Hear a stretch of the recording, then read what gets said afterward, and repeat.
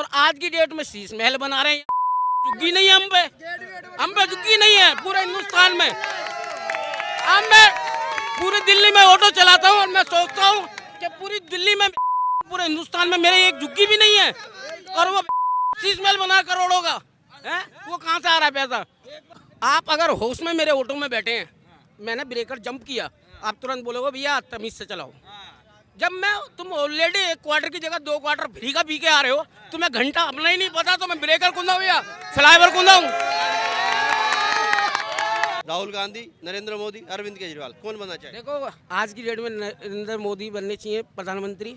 Next इससे next जो है हमारे बाबा बिल्डोजर वाले आने चाहिए 100%।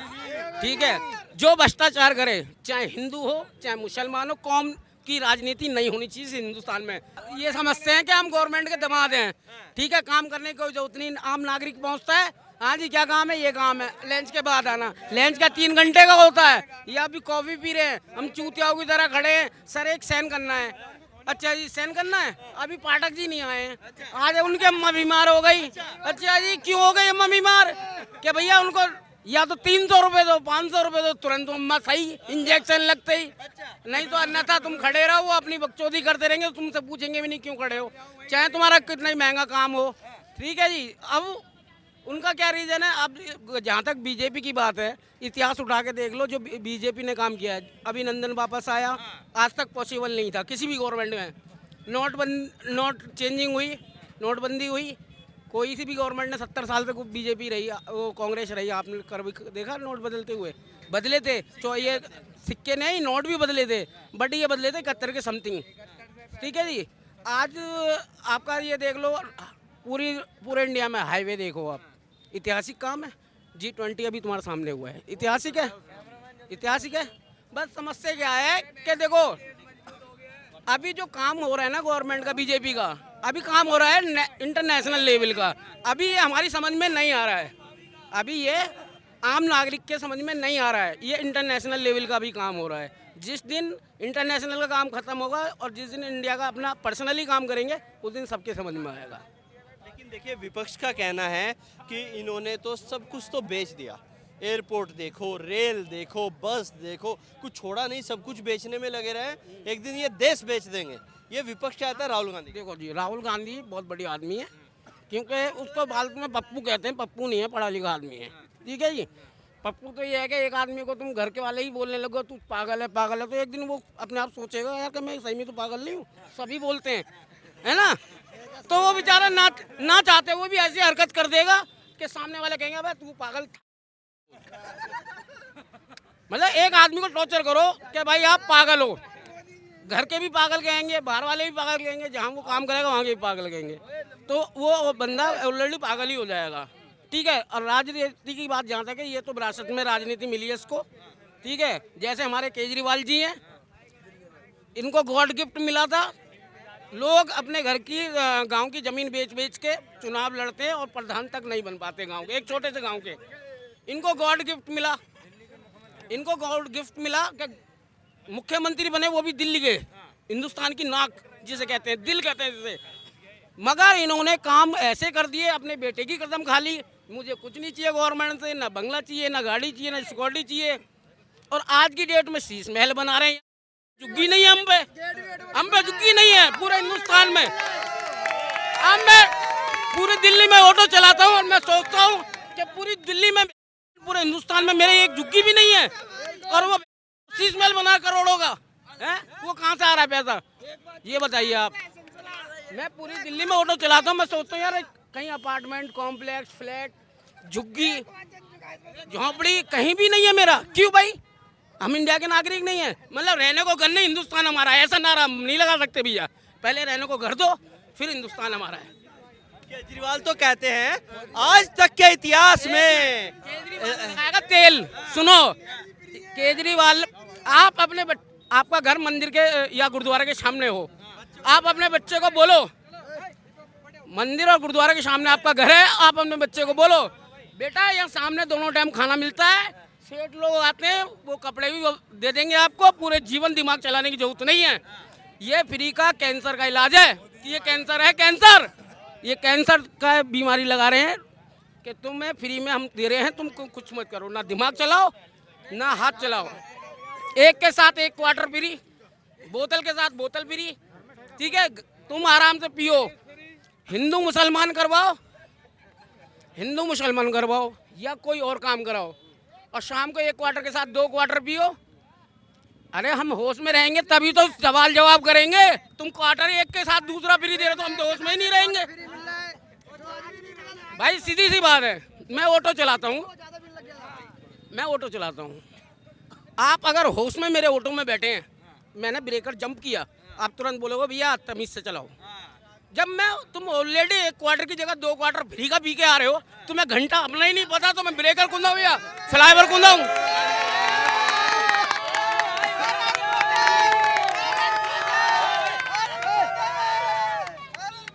जहाँ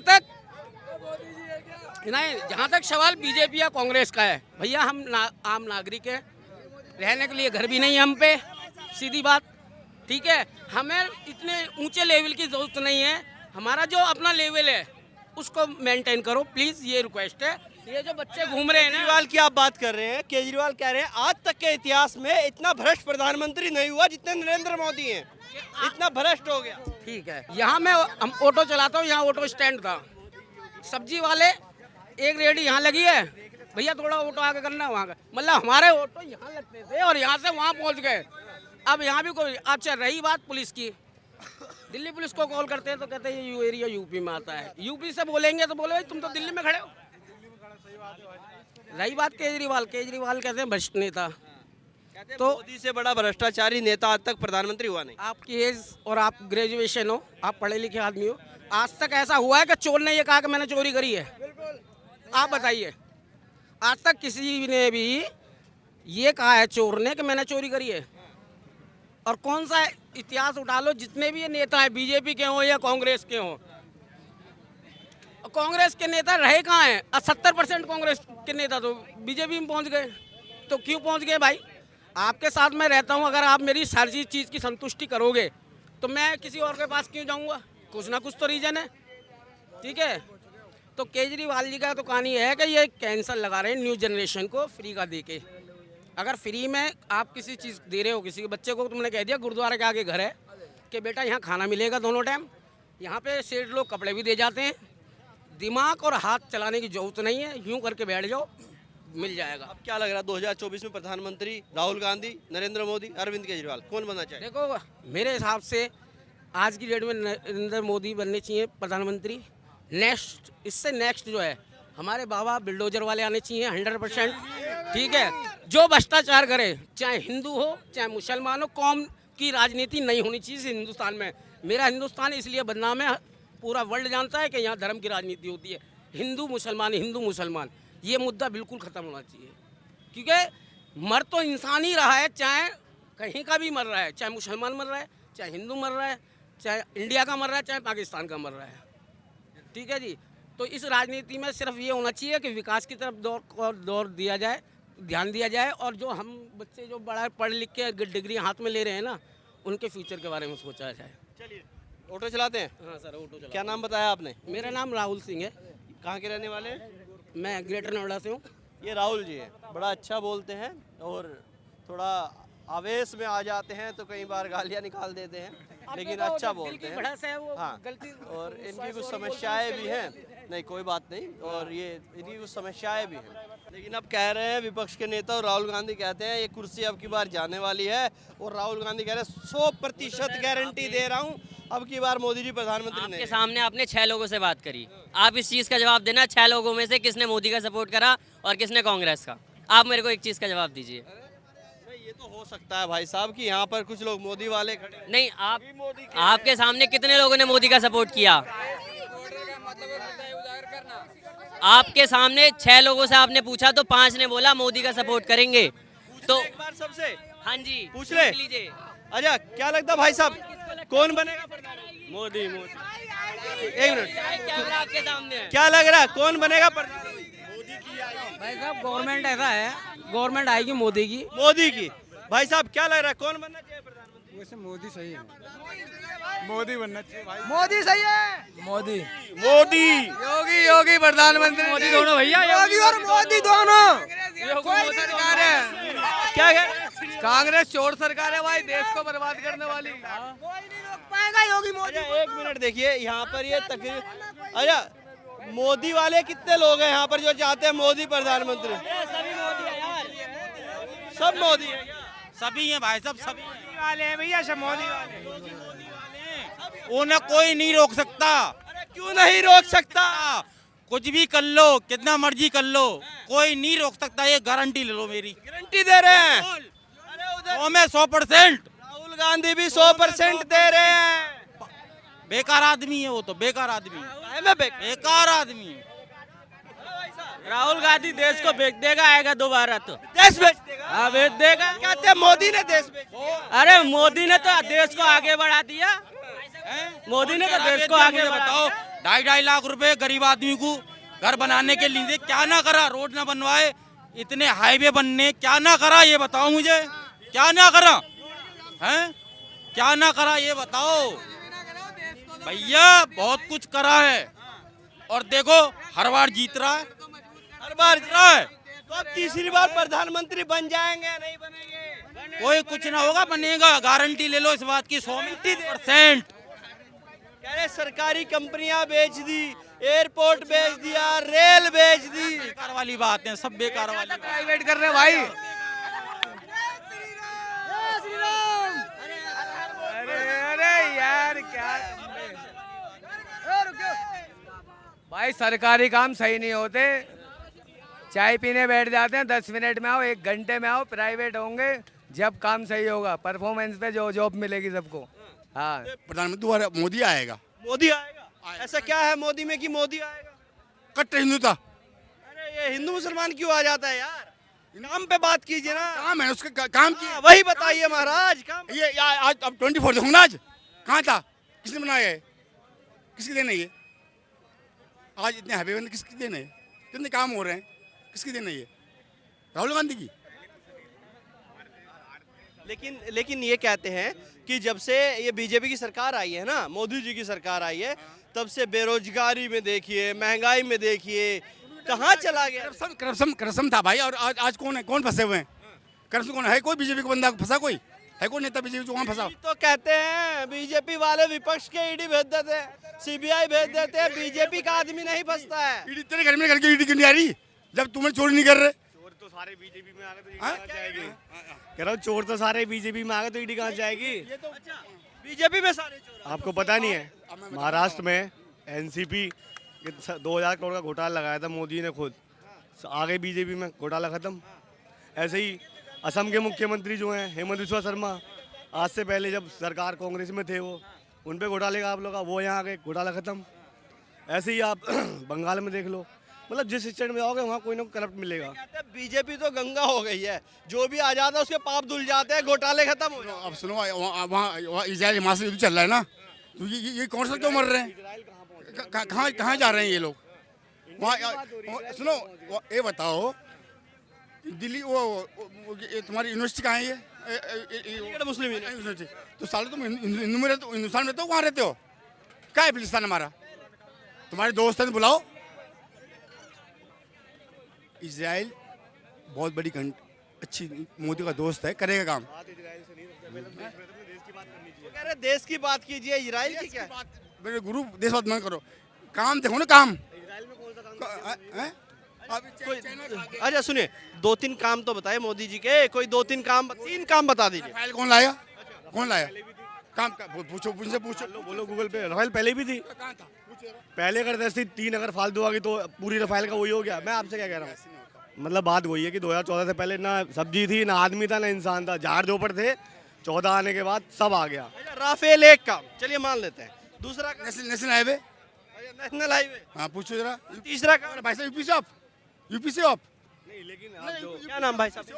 क्या नाम है आप? भाई मेरा नाम सौरभ है, कहाँ के रहने? यूपी का हूँ मैं। यूपी में कहाँ से? मैं डिस्ट्रिक्ट एटा।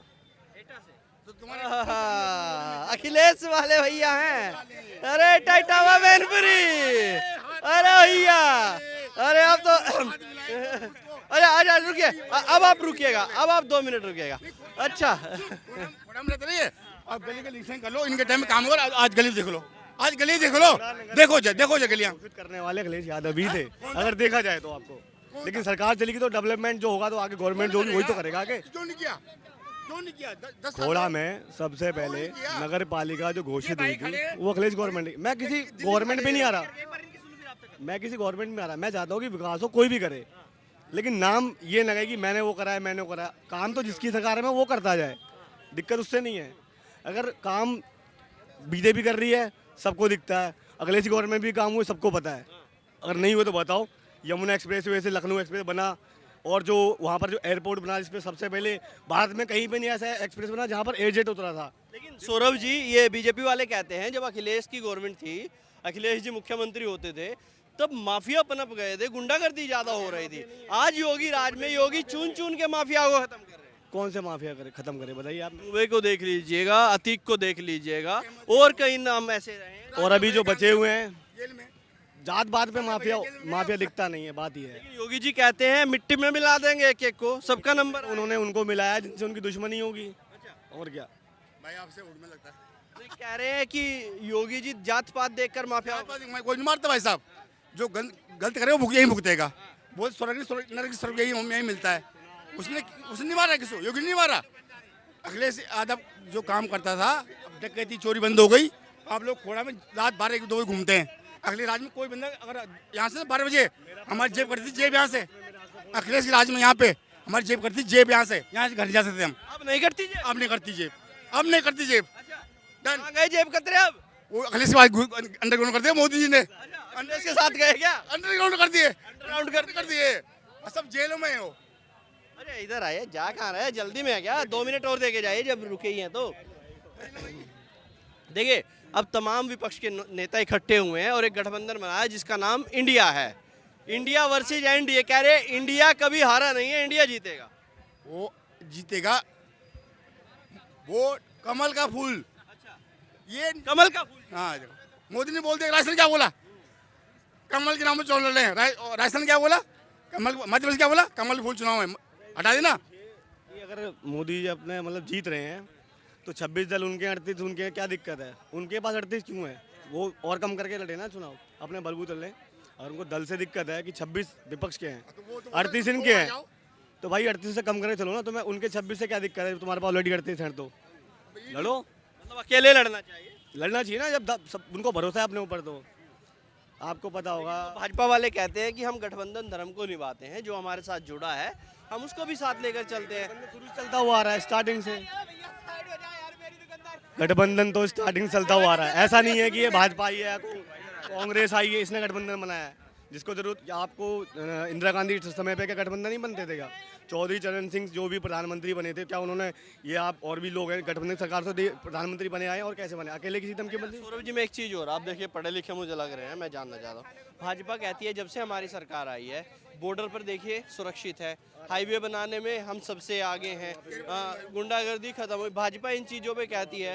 अभी वो जो कुशल रोजगार को लेकर एक कहते हैं कि आत्मनिर्भर भारत को लेकर इन्होंने जो बनाया है कि उसमें हम लोन दे रहे हैं। अभी ये अब्दुल हमीद जी खुद ही कह रहे थे, इनसे मेरी बातचीत हो रही थी कि मुझे भी 10,000 रुपये का रेडी लगाने के लिए एक लोन मिला है, जिसमें मुझे कुछ नहीं करना पड़ा, डायरेक्ट अकाउंट में पैसा आ गया। भाजपा यही कहती है कि हम सीधा डायरेक्ट जो वोटर हैं या देश की जनता है उससे जुड़े हैं।